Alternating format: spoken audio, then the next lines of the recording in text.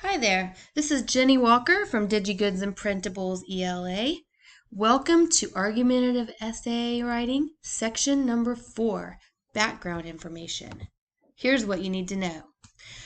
Background information is placed in the middle of your introductory paragraph. It comes after the hook and before the thesis statement.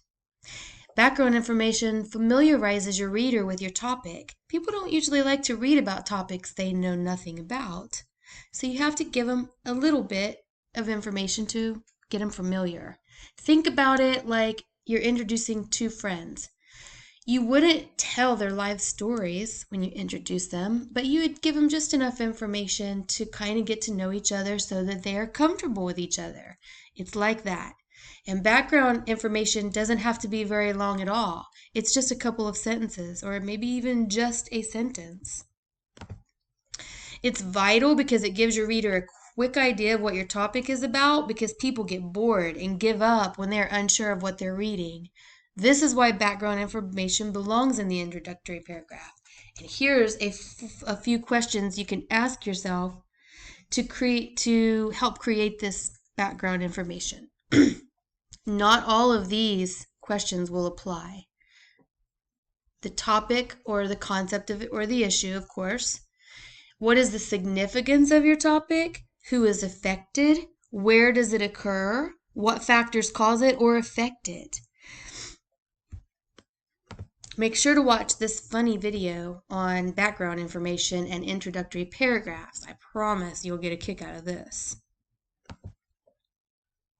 When you make it to this part of your slide, all you have to do is answer a few simple questions and you will have all of the information you need for your background information.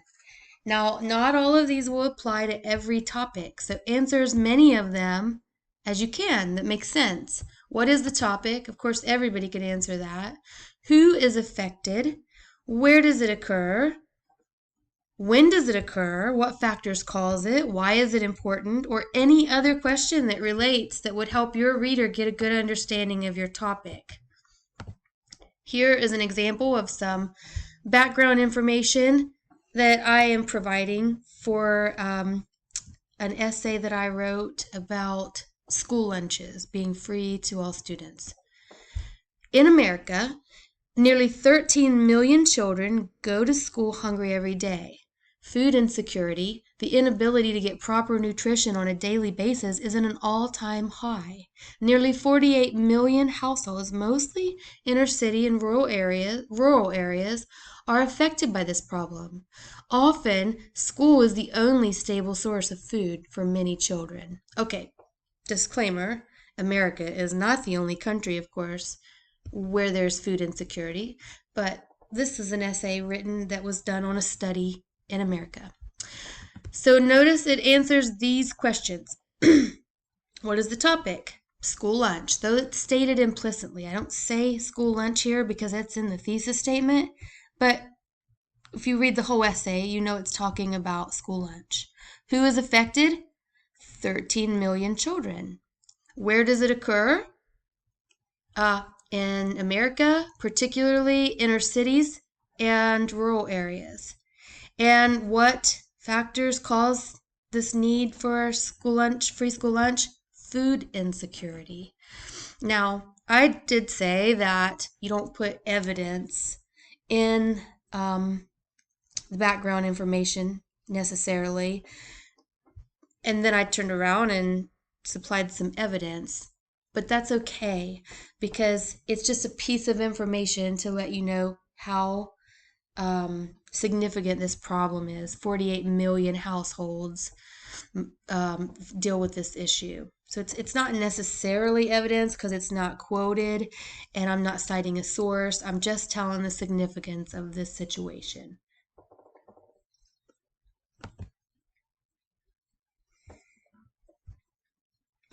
And now that you have compiled your background information, once you're finished, you will have everything that you need to put your introductory paragraph together.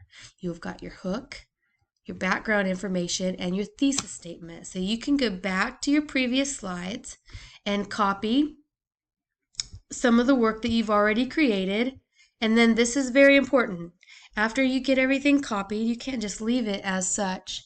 You'll need to shape it and mold it and make it flow. Maybe add words or delete words or rearrange sentences and get this in a very nice paragraph form. I always think of writing as molding a lump of clay.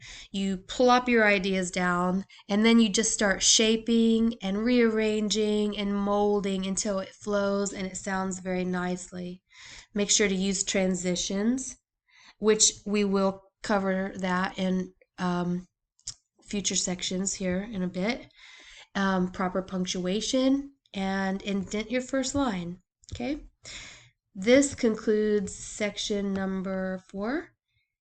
Make sure to tune in to section number 5, where we will discuss evidence further. Though we gathered our first bit of evidence in the earlier section, now we're going to really learn how to put it to use in the paragraph.